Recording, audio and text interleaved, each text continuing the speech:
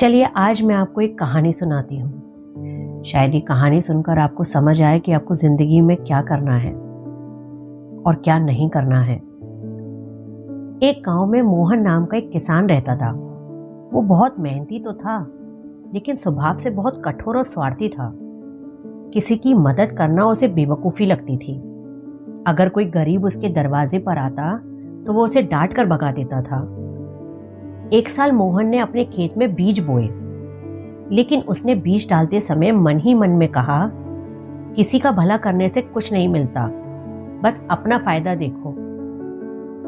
अब समय बीतता गया, बारिश कम हुई, फसल सूखने लगी।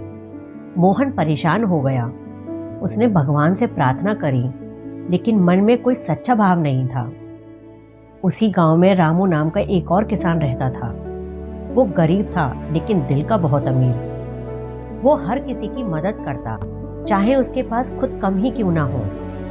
उसने भी उसी जमीन में बीज बोए थे, लेकिन बोते समय उसने मन से प्रार्थना की, हे भगवान, मेरी फसल से किसी का पेट भर सके, बस यही चाहा है।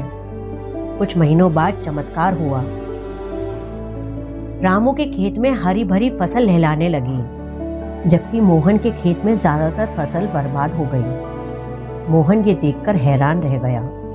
वो रामू के पास गया और बोला, हम दोनों ने एक जैसी जमीन में बीज बोए, फिर ऐसा क्यों हुआ? रामू मुस्कुराकर बोला, भाई, सिर्फ खेत में ही नहीं, हम दिल में भी बीज बोते हैं।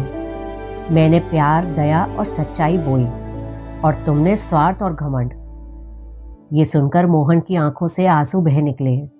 उसे अपनी गलती समझ आ गई और उसी दिन से उसने लोगों की मदद करना शुरू किया। कुछ समय बाद जब उसने फिर से बीज बोए तो इस बार सिर्फ खेत ही नहीं, उसकी जिंदगी भी हरी हो गई। इसलिए कहते हैं, जो हम सोचते हैं, बोलते हैं और करते हैं, वही हमें लौट कर मिलता है। इसलिए बड़े बुजुर्ग कह गए हैं, जैसा बोओगे वैसा पाओगे।